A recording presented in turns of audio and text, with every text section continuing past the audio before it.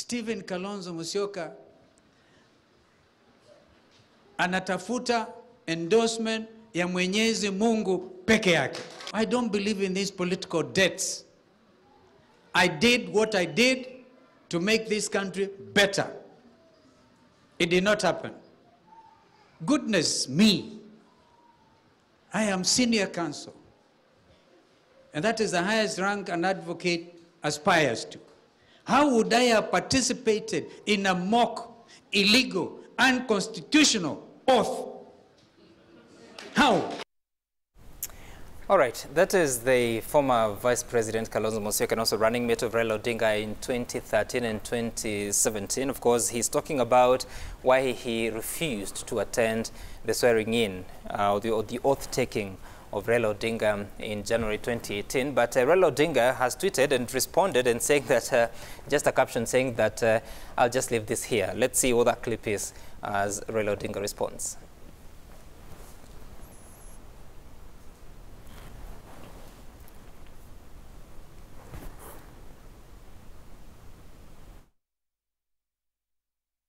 Mimi nataka niwaambie, mimi ni mmoja wa wale ambaye alikuwa anaweka break ili baba asiapishwe, ili baba asishike Biblia.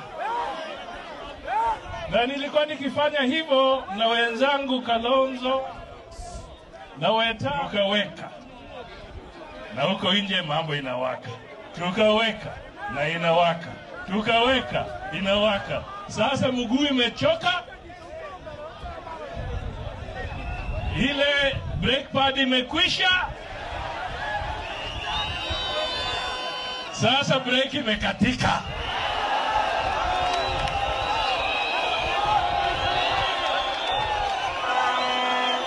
Brake pad imekwisha, brake imefanya nini? Brake imefanya nini? Kwa sababu tulikuwa tunaweka break tukisema tunataka watu wapate fikira, wajue kwamba Kenya inataka haki, lakini inaonekana hawataki kusikia. Kwa hivyo break imefanya nini? Break imefanya nini? Well, wasikilizaji, najua kwamba kuna hali ya taharuki kwa sababu ya yale yalitokea. Mwenzangu Mheshimiwa Raila Odinga alienda akapata kiapo, akapatiwa kiapo Uhuru Park, na mimi kama mgombea mwenza sikuweza kufika kwa sababu ambazo sasa zinaeleweka. Jana usiku tulipokutana, Mheshimiwa Raila alionelea ni vizuri yeye asilale kwake, na mimi nikaona ni lazima nilale nyumbani. Tukapanga hivyo. Lakini asubuhi nadhani wengi wameona kwa runinga vile askari ambao ni walinzi hapa walikuja kuchukuliwa mapema zaidi. Wakachukuliwa wale wako hapa Nairobi, wakachukuliwa wale wako huko nyumbani Sekuru.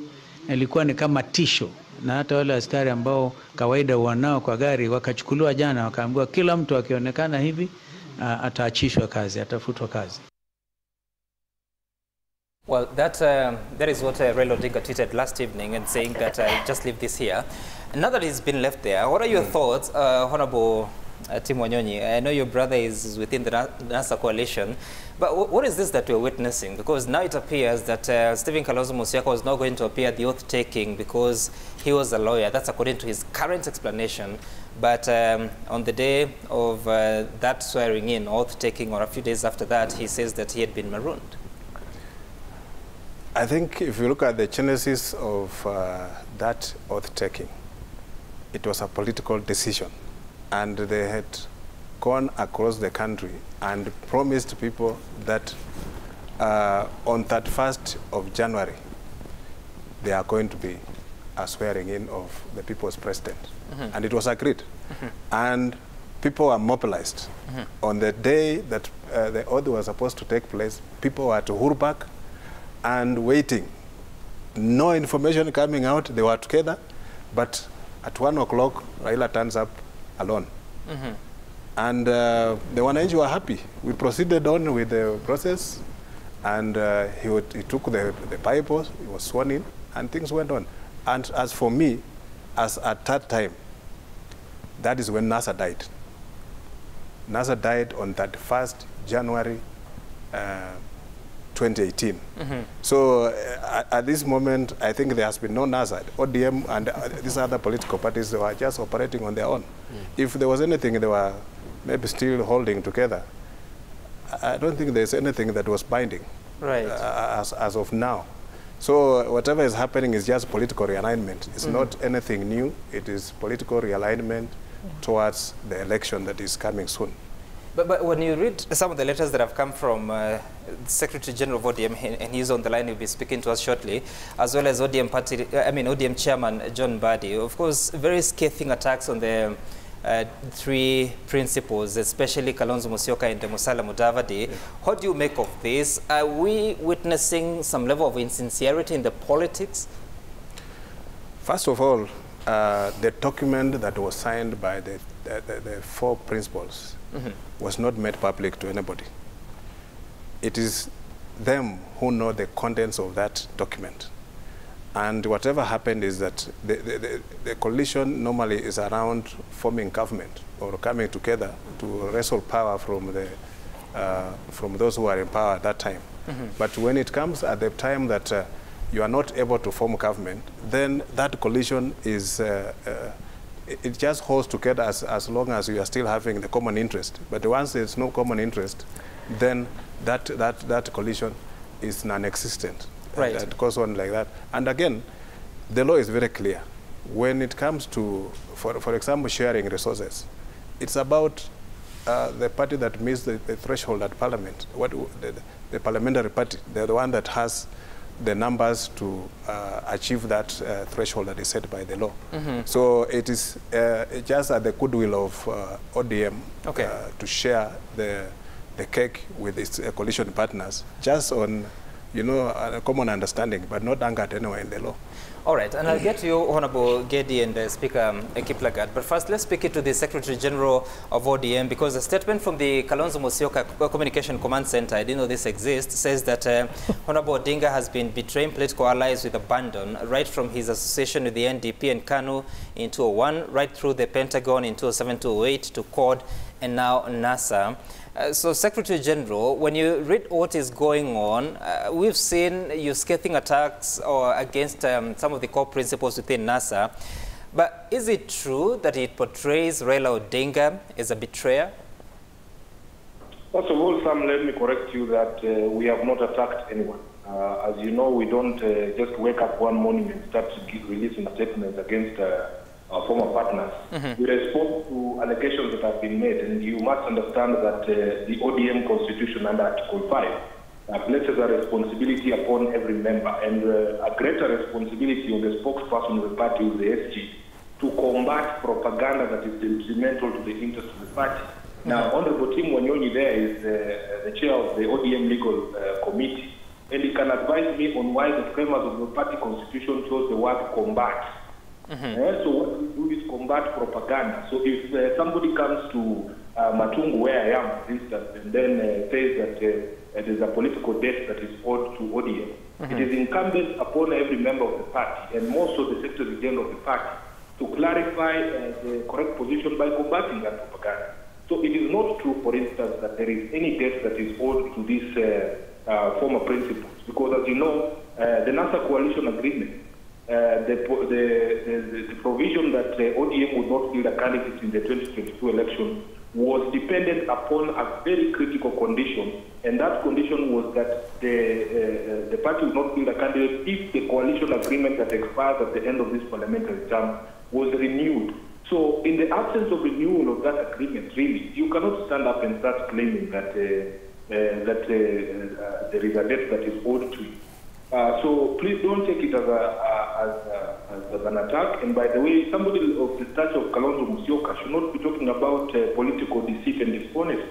If you remember correctly, in 2007, it is actually Kalonzo Musyoka who ran away with the original ODM document.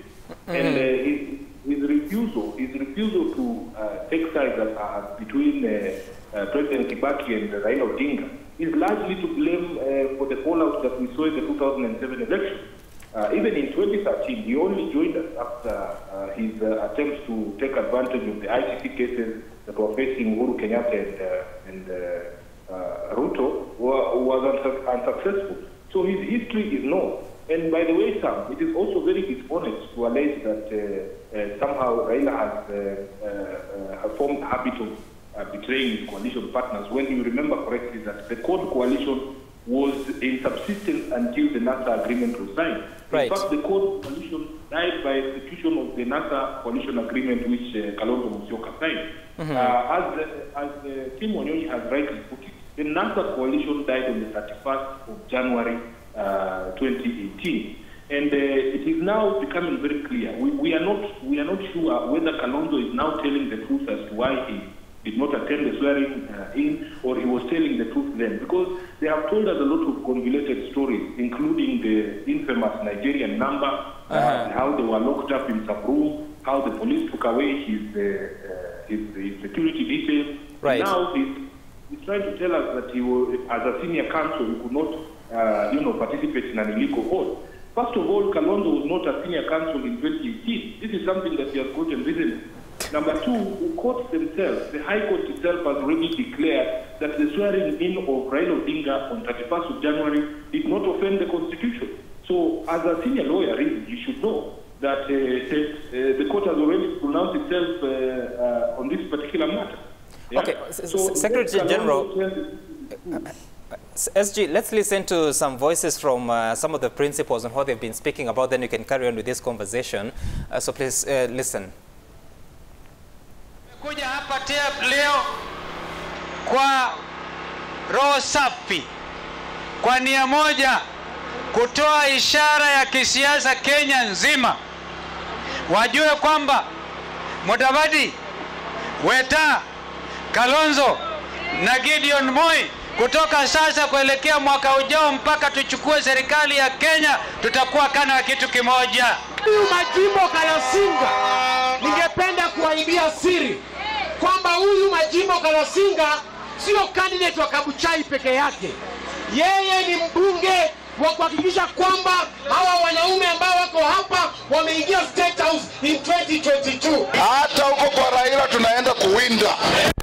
Sisi tumempigia hapa kura mara ngapi? Mara mingi sana. Na dawa ya deni ni? Dawa ya deni ni? Mtuone hivi, tutashikana vile tumesimama, tutabadilisha maisha ya Wakenya kwa njia ya manufaa. Ningependa kuwaeleza nyinyi, sisi tumeshikana, tumeamini kwamba tutafanya kazi pamoja, na tumeamini kwamba ile badiliko ambayo itakuja kwa Kenya itatokea hapa. Right, and SJ, I know you've said that, and even Tim has said that the one-time run was dependent on taking government, but Musalia Mudavadi appears to have trusted Odinga's word that this was his final bullet, and now he claims that anaomba bunduki ya wenyewe aweze kufiatua. But then the communication from Kalonzo Musyoka says that it is obvious that the so-called March 2018 handshake was mainly initiated by Odinga to get himself into the trappings of state power, just like what happened in 2001. How much of these claims are true from what you see? None of them are true. As far as I know, there is no debt that is owed to this gentleman, because as you will recall, my brother, these people have benefited from the coalition agreements starting from CORD to NASA. It's not as if they were doing this on the sole promise that they were going to be endorsed for presidential candidature in the future. Moses Wetangula, for a long time, he was the only senator from Port Kenya, yet he was the minority leader in the Senate, courtesy of the coalition agreement. If you look at these people who are saying they have supported Raila, Wetangula, for instance, Raila got more votes in Bungoma than Wetangula in 2013 and even in 2017. When Mudavadi ran against Raila in 2013, Raila beat him in all the counties in Western Kenya, and there was a virtual tie in Vihiga. So you have to ask yourself the question, really, which is the small river that is pouring into the big river and which is the big river? In this particular instance, they have benefited fully some. And one of the reasons, for instance, why these three coalition partners do not want to pull out of NASA is because they are the biggest beneficiaries of NASA. The question has been asked. But how have they benefited, really?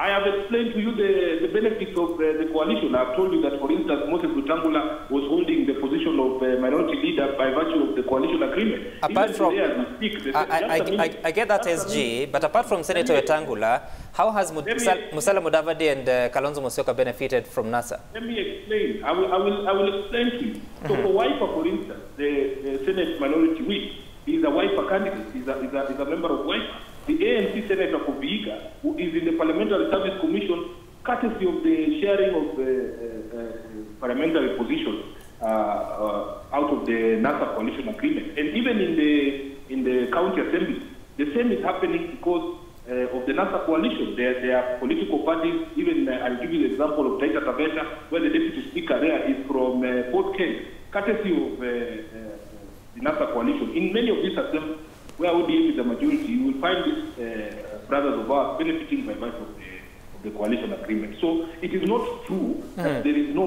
benefit that has been derived from the coalition agreement. Number two, the only reason we are talking about the assemblies is because we did not win executive power. If you read the coalition agreement, had we won executive power, they were also entitled to appointments in the executive and sharing of power, and the coalition agreement specified how even the portfolio balancing was going to be done so that there was going to be equity in the sharing of those positions. Now, in the absence of executive power, we did not win executive power. What date is this that these people are talking about? Yeah? There is no date. They have benefited fully from the coalition agreement. And the issue of locking out ODM from the 2022 election is dependent upon the review of the coalition agreement. If indeed they are men of their word, they have quorum because you need three parties to pull out of the coalition for it to collapse. Let them pull out officially.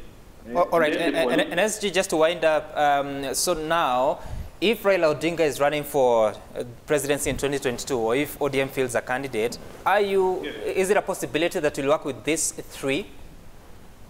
I think our members, some have spoken very clearly to the leadership of the party. If you look at the work that was done by the MoMA task force going around to speak to members of the party on what they think the party should do going forward, the members were very categorical and they set three conditions for coalition building in future. Number one, they want coalitions that will benefit ODM, not coalitions that will piggyback and essentially, cannibalize ODM in certain areas. They made it clear that they want coalitions that are symbiotic, not parasitic, that will actually benefit ODM. Number two, they said they want coalition agreements that will enable the party to access areas that have been traditionally difficult for the party to unlock. So if you look at that particular condition that was set by members of the party, you can be sure that we will not work with political parties that operate in the same arena that we do. For instance, here in Kakamega, where ANC was essentially not even conducting party primaries, they were snatching candidates from ODM who are running away from primaries, giving them direct tickets. Then they would tell the electorate that because we are supporting ODM for the presidency, these lower seats should be left to us. That is how they ended up with more seats than us in Kakamega. Right now, they are having in Matungu, telling the candidate in the absence of that narrative that they are supporting ODM for the presidency. Okay, all right. Thank you so much. Edwin Sifuna says that they are looking for coalitions of parties that are not parasitic but symbiotic. And Fatma Gedi, of course, you're from the Jubilee Party. At the moment, part of your party is working with ODM's Raila Odinga. What do you make of all this contestation, and what does this mean moving towards 2022 and coalition forming or alliances forming? I must add my voice into the clip that we just watched. And really, it's really unfortunate, the words that it's coming out from Kalonzo Musyoka.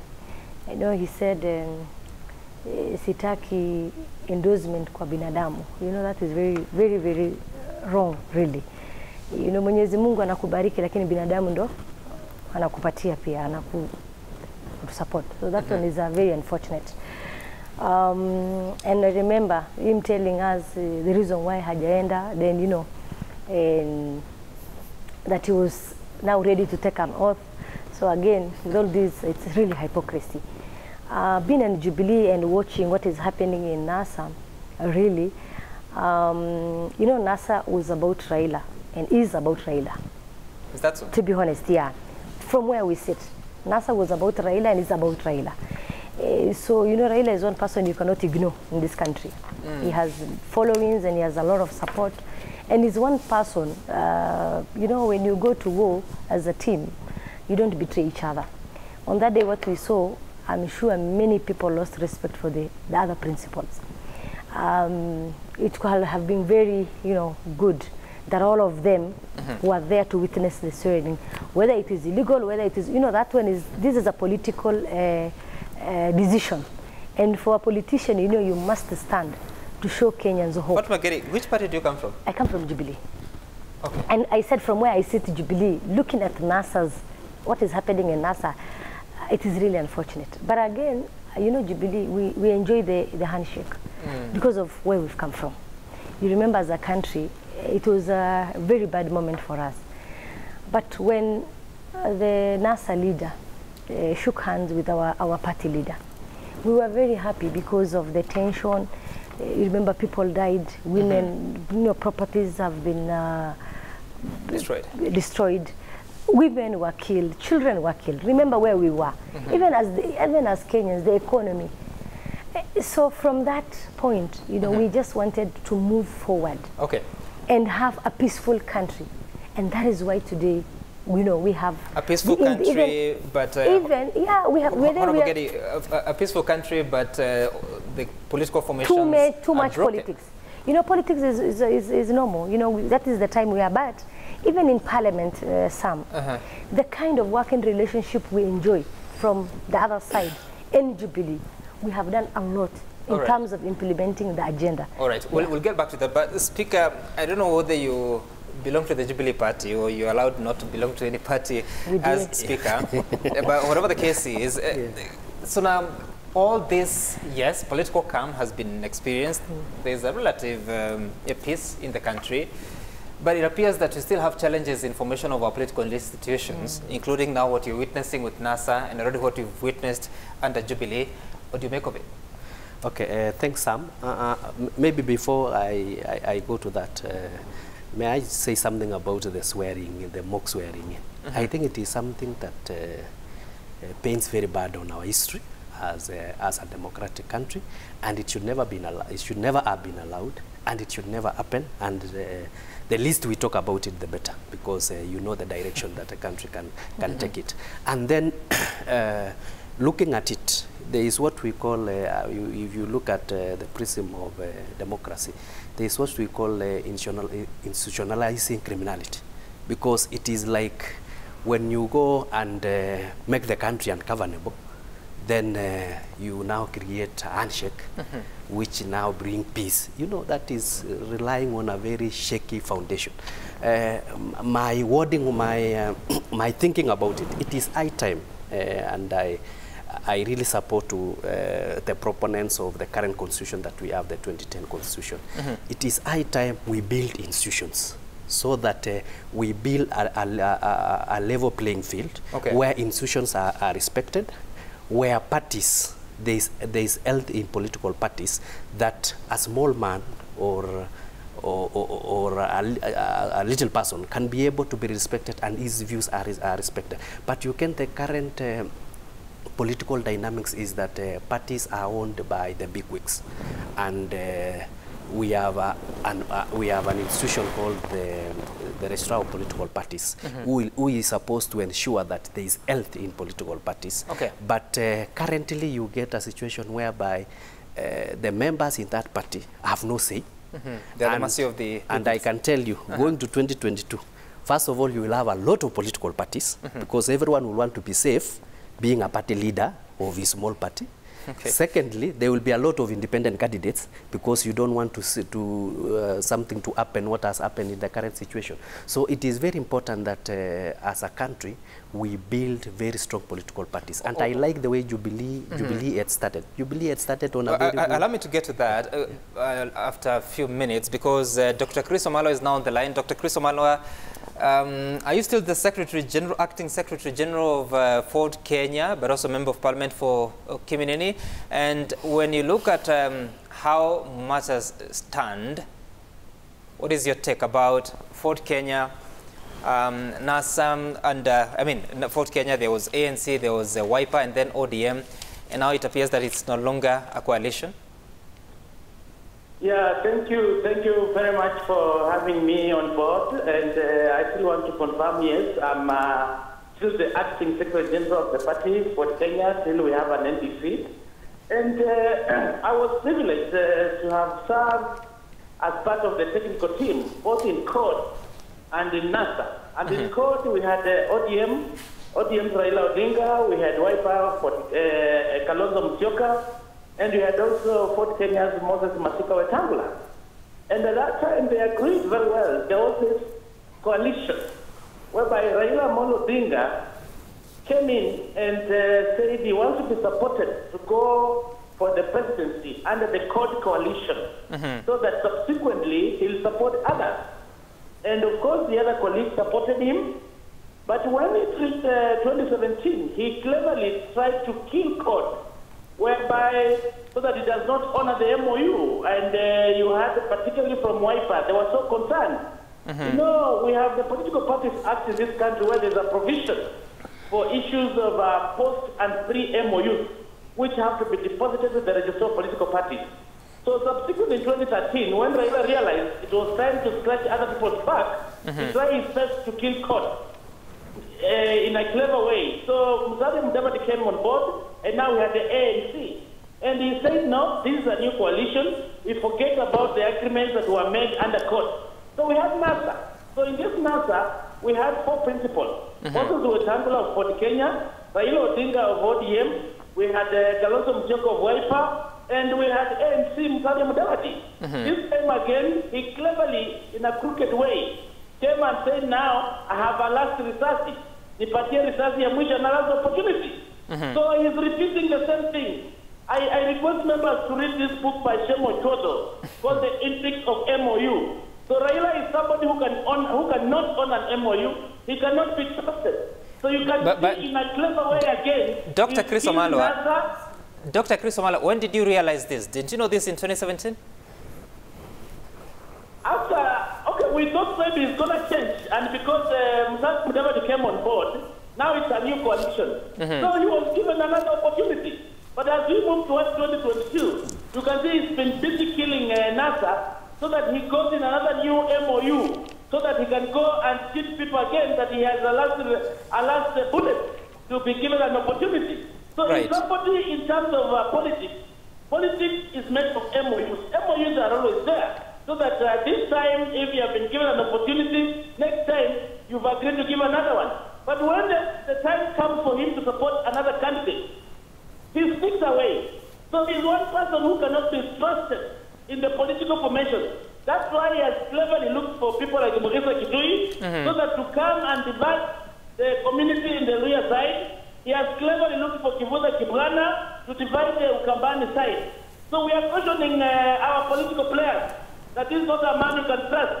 And when we talk about the issue of swearing in. Dr. Omalo, just to cut you short a little bit, because you brought in the names of Mukisa Kitui and Kivuza Kibwana. They are not here to defend themselves, and I'm not sure that they're in any political arrangement with Raila Odinga. So I'd ask you to leave that out, and we deal with what you can. No, but Sam, unless you are the only person in Jerusalem, you've been seeing these things happening.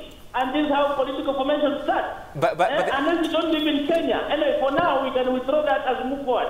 But as time goes by, you'll come and tell me that I told you the truth. Okay. As we move forward. Yes, as you move forward. So now we see Kalonzo Musyoka with Moses Wetangula, Musalia Mudavadi, and Gideon Moi. Are you still willing or interested in working with Raila Odinga, even as you claim that it's his time to return the hand? Aren't you able to forge a movement on your own, the four principles, if you really believe in that? In politics about interest, we have no permanent friends or enemies. And the objective of any political formation is to capture power. In this case, we can still work with Raila Odinga on condition that he does not come again and say that after the last bullet should be given an opportunity. He should come and be among the equals, so that he adheres to the objectives of the formation of this coalition, and to trust that it's not always that he should be a speaker. Raila Odinga is like a player when you are playing football in a team of 11. He has striker number 9, but he has no capacity of scoring. So you should accept that in a game, not necessarily number 9 can be the one to score. You can even give number 11 or number 7. But because of his selfish interest, yet Dr. Wamalwa, because of selfish interest, he wants to be the one scoring, but unfortunately, he scores outside the goal. Dr. Wamalwa, really? Yet yourselves, as a member of the technical team of NASA, you sat down and decided that Raila Odinga was the best bet. What are the considerations? Was it just the possibility of him winning an election, or was it about who was the best to finance a presidential campaign? Now, when these coalitions came on board, they came with different strengths, and they were leveraging on other players. You will agree with me that political parties in this country, they have their patrons in different regions. So we leverage on that. For instance, when it comes to the issues of ANC party and Ford Kenya party, their strength was the side of Western region. Ukambani, their strength was the side of Eastern. ODM itself, their strength was coming more in the side of Nyanza. So they were leveraging on each player's value on board so that there is that synergy to be able to win the presidential election. Remember, the elections were nullified, okay? The elections were nullified. But we didn't go back for the repeat elections. Why? Because one Raila Odinga, unilaterally, not through a collaborative approach, they know we are not going to go back. Maybe self-defeat. Then he sneaked himself, after promising people that he's going to Canada, he sneaked himself to Harambee House. So for him, but Dr. Malwa, I don't know how to take that, because on the 10th of October 2017, we saw Raila Odinga, Musalia Mudavadi, Kalonzo Musyoka, and Moses Wetangula informing the country that they are not going to take part in the presidential rerun. I don't know how you reconcile that. But if you say that you are leveraging on the strength of different political parties, how has that changed in those 3-4 years that now you think a candidate from the other parties can actually be stronger than one from ODM in 2022? As we try to leverage on other political parties, because each party leader also wanted to go for presidency. And when we evaluated these people, the difference, they're almost at par. And now we say that next time, I'm not going to contest. I leave it for another person to come and score and be a striker. So the problem with Raila Odinga is he does not want to honor what they agreed. And when it comes to endorsement, it does not mean that the other players, Wetangula, Mudavadi, Okay, all right. Dr. Chris Omalo, we appear to have lost you. But Tim Wanyonyi, again, conflict of interest because your brother is a member of, he's one of the NASA principals. But when you listen to this, moving to 2022, what do you think would be the best arrangement? Well, they said NASA is dead, but moving forward, what would be the best arrangement, if at all, Raila Odinga was to work with the three co-principals? I think the arrangement will depend on the interest of the coalition partners. But if you ask me, I think it will be important if coalitions were formed after election. Because when you form coalitions before election, I think there's a lot of tension and selfish interest driven in. You know, after election, you know who is the dominant partner in the coalition. So that the dominant partner will be the one inviting the smaller parties to increase his number so that they can form the government or come up with a staging, a claim to form the government. Or for, as PBI proposes, if you want to be the opposition leader in parliament, then you must have the numbers to make sure that you get that the threshold to be the opposition leader. So you look for a coalition within the party, and this happened in other jurisdictions where a dominant party or a party which has numbers but just falling short of, they look for numbers from smaller partners to just support. You can even support without being part of the government or the system that is going to work, so that you support from outside. You say, we support you. For example, when you bring your bills in Parliament, we will support you and give you the vote of confidence, so that you meet that requirement for you to stage the claim for that party. Right. Yeah. And of course, SG Sifuna has just texted in and says that all the coalition principals within NASA signed on the decision not to participate in the repeat election. Dr. Chris Omalo, who served in the technical committee of NASA, says that it was a decision of Raila Odinga. The press conference of 10th of October 2017 had all the principals appearing and Raila Odinga reading the statement that they were not going to participate in the election. So I don't know what the truth is. Maybe a lot of things happened behind the scenes.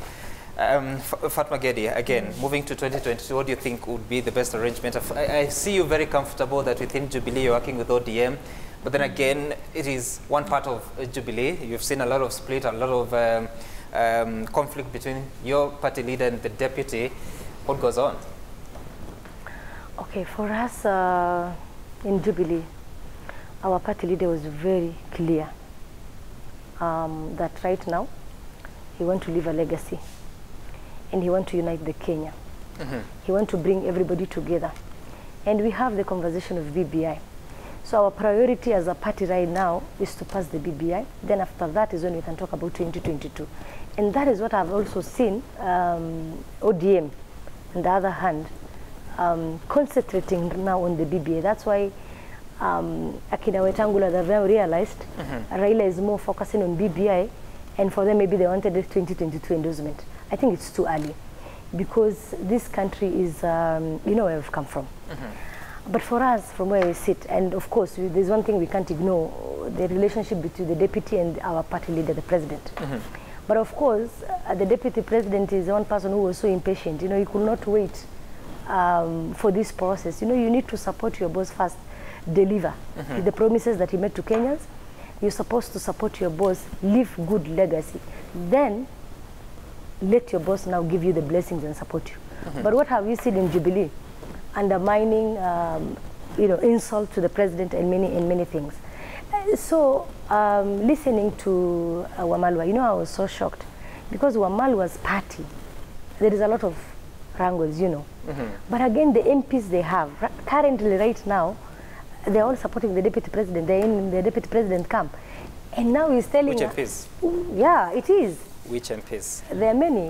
Even the women rep, there's a nominated one. There are very many. Even himself, by the way. It's just recently, last week I challenged him, and I know he's hearing, and he can tell me this is the truth. I challenged Wamalwa last week that we will watch you, because you can't be on this side, and on this side you're now looking for the Luhya unity because of Kabuchai and Matungu. You know, this country, we must be honest to each other. Can we first build a united Kenya? Can we first look at the economy, because we have a pandemic, we have COVID, which has really affected us. Then after the BBI, can we now move to 2020? That is all we want, nothing more. But in Jubilee, of course, there are people who are greedy with power. They just want, they think 2022 is today.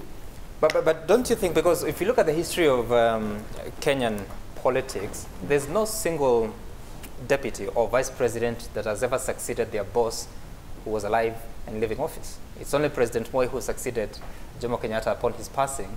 But all the other vice presidents, even Mwai Kibaki, had to wait for 14 years to succeed his boss. Don't you think William Ruto might have read signs and thought about starting his campaign early? Exactly, yeah. And that's a reality. But again, there's a way you can do it. You know, you can't do it disrespectfully, you know, openly, challenging your boss day, night, being in government, insulting him, undermining him. You know that thing, we have never seen it before. Okay. We have never seen that one before. Yes, it is. But also, you know, there is a contract. You have been also elected by the people of Kenya to serve as the deputy president. You know, initially we used to have a vice president. Now we have a deputy president. You see. But again, that doesn't mean because of your ambitions, because you think your boss will not support you, and it has never happened before, Now you're coming aggressively, you know, to challenge and also insult. That one we have never seen it before. All right. It is new to us. I'll get to you, Speaker, but let's first listen into what the Vice... sorry, my apologies for that. The Deputy President said yesterday in as far as the conflict within the ruling party.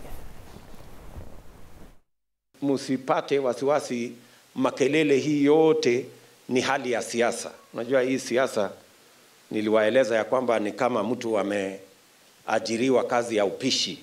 Huko kwa jikoni iko moshi, iko jasho, iko moto, lakini lazima ukue tu huko ndio chakula ive. Ukitoroka moto ama moshi, chakula haitatoka kwa hii jikoni.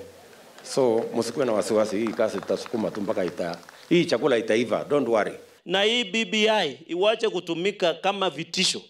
Ati kama usupport BBI, naona mandugu zetu ambao wanasimama nyuma yako wanatumiwa vyombo vya serikali. And we said before that we should stop weaponizing the government institutions to fight the people who are solidly behind you. Hawa wameenda wamekutana wanne na wakaomba endorsement. But I want to advise them. Waende wakutane kwanza, watoe nani atakuwa rais, nani atakuwa deputy, wagawe viti, alafu sasa waende kwa Raila watafute endorsement. Because how will Raila endorse 4 people?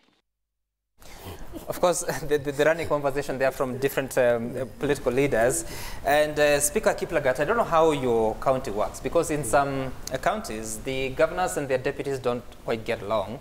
And that has been very well exemplified at the top in the second term of the Jubilee administration. So do you think there is any solution, or it's just politics, like Deputy President tries to say that jikoni kuna moshi na jasho? Okay, maybe before that I can finish what I was saying earlier, is that I think politics in Kenya, there's a lot of dishonesty, really. And also what we need to appreciate is that there are interests. Everyone has an interest. So this dishonesty cannot be sorted if we are going to go the direction we have been going ever since we got independence. That is tribal coalitions. So my thinking is I wish our old men can retire.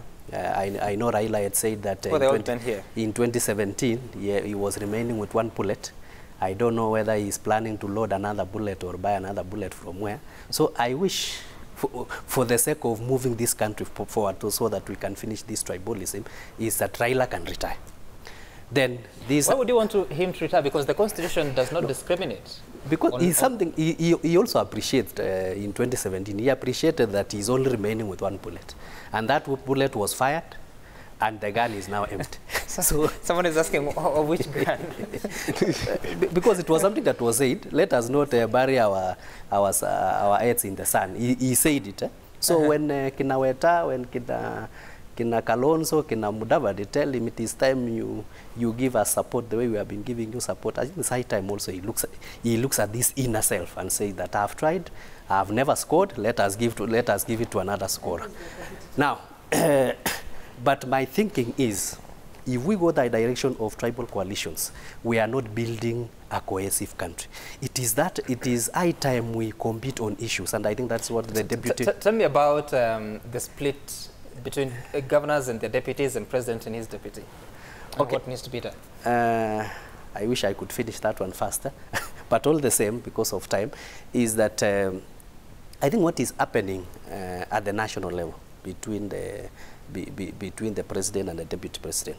Sometimes you have also the same thing being aggregated at the county level, because the way the governors and their deputies, the way the structure was made is the same way the national structure is the way the national structure are made. And these are just competitions, because you have your deputy who also wants to be your governor. And I wish this BBI had addressed the issue of the competition between the governor and the deputy governor, because leaving it as it is now, I can tell you the deputy governors will always be working to see how to bring down the governor, and it is as easy as somebody giving you allegations, taking you to court, and you are told step aside. The next time you have no job. So I wish we could have, in the BBI, we could have a law that if a governor is removed, then there is an election, a by-election to be held so that we can get a substantive governor. But in Uasin Gishu, I think as we are... But why would you want to risk the good order that you've seen in several counties where the the governor is kicked out of office or they die, then the running mate succeeds them? Why would you want to disorganize that for the sake of politics? You see, we have seen a lot of, I think we are in Kenya, the way Wamalwa had said, there are majority of the counties that work very well, especially like ours. We work very well. We don't have any problem. But there are other counties that that politicians have become mafias. So you get the governor cannot look eye to eye with the deputy governor, and they are scheming. They are all man of scheming. Look at what happened in Kiambu. Look at what happened in Nairobi, for example. So it is high time. Nairobi didn't have any deputy. So that we remove that appetite, of the deputy governor wanting to bring his governor down. We have a situation whereby if a vacancy arose at the governor's office, then a by-election is held so that we can elect a substantive governor. That will cure that competition. I just want to correct that. Okay. In BBI, there's a proposal for the deputy governor to have a portfolio. You know, right now they're idle. That is why you can see there is infight between the governor and the deputy governor. But in BBI, the deputy governor will have a portfolio, meaning the deputy governor will be busy and will not have time to fight the governor. But Fatma, so we have that. The County Governments Act of, I think it's 2012, says that the deputy governor can actually be assigned a docket, a ministerial responsibility. Like in Bomet. I want us to have the final word. But that one is an act. That one is an act. All right. But this one will be in the constitution. But we cannot, put all the things in the constitution. They won't let me ask you this question, but let me just ask you, because we need to wind up. Looking at all this and the division at the top between the president and the deputy, and of course it has really raised tensions in the country and politically. What do you think is the best outcome and the best solution to ensuring that, yes, people can further their political ambitions, but doesn't lead to the situation you have that the deputy is not even involved in some of the state matters, the president is going ahead with his functions alone without the DP? You know, it's all about Uhuru's succession. And when the succession politics takes center stage, you'll definitely expect fireworks to take place. And in the current situation, I believe that if the deputy president was a little patient, I think things will just fall in place, because at the end, President Uhuru may have an interest, but he will not determine who will be the next president. The next president will be determined by Kenyans. So the deputy president still stands a very good chance to go to Kenyans and seek for the mandate to be the next CEO of the country. So going forward, I believe that a deputy is there to deputize the president, is the second in command, but he must always play the second veto. He must never, you know, you cannot challenge your boss as much as you are still there. So always know that your position. But he claims he has never disrespected the president. He has never failed to do an assignment that he was the good thing is just there in the public. You know, you cannot exchange, you know, with your boss, even if you are not saying it directly. But the body language just shows that these people are not together, and we have seen that you know, they're speaking in parables, but they're attacking each other. And I believe that going forward, we just have to. We cannot legislate on everything. We must let some things to play, the politics to play, or the current environment to take place. We cannot sit down and legislate on each and every issue, because like a deputy president taking over from the president is not automatic. So many has happened all over the world that you can deputize the president and then you go to election and you lose. Or you are not even nominated by your party to be the candidate. Right. So it is just a power play, so that whoever will be favored by the political time, then he will be the one who will take the mandate. I want us to quickly look at the feedback that has come through via Twitter, Citizen TV Kenya, Sam Gituku. The hashtag is DAYBREAK. Why is it? And Engineer Lazaro, he says that I I lack words to describe three presidential candidates who ambushed their colleague Raila to give them what he himself doesn't have. This is a year of new confusion, new collusion, I believe we mean coalition formation and grand political betrayals. Jacob, you say, politically speaking, the likes of Musalia Mudavadi, Wetangula and Kalonzo Musyoka are featherweights looking for mileage on attacking Bwana Raila Odinga. They need to change their style of selling their agenda to ordinary citizens. Ngash, Salim, you said that NASA was just a special purpose vehicle for attaining power, and once that was not achieved, it died a natural death. Political divorce that we are seeing now among politicians are healthy. It's a political transfer window, but I pity Mudavadi group. Come 2022, obviously Uhuru will endorse Moi and the coalition will break, and finally it will be a loophole for DP Ruto. I don't know how true that is. Some of the NASA proponents were happy when Jubilee was going to its knees. This tells us that never depend too much on human beings. People are full of disappointment. And Kalonzo Musyoka says that he's waiting for God's endorsement. Fatma Gedi disagrees. But that's our time. Speaker David Kiblagat from Uasin Gishu, Fatma Gedi, woman rep for Wajir, Tim Wanyonyi, Member of Parliament for Westlands, and earlier on we had Dr. Chris Omalo from Kiminini and Edwin Sifuna, Secretary General of ODM. Thank you for your time, and you, the viewer, for sharing your feedback with us. We'll continue to monitor the situation politically and bring you the latest, and of course bring you the insights of what's happening and what could be the road to 2022. Up next is Willis Raburu with his team, and they'll be talking about matters social.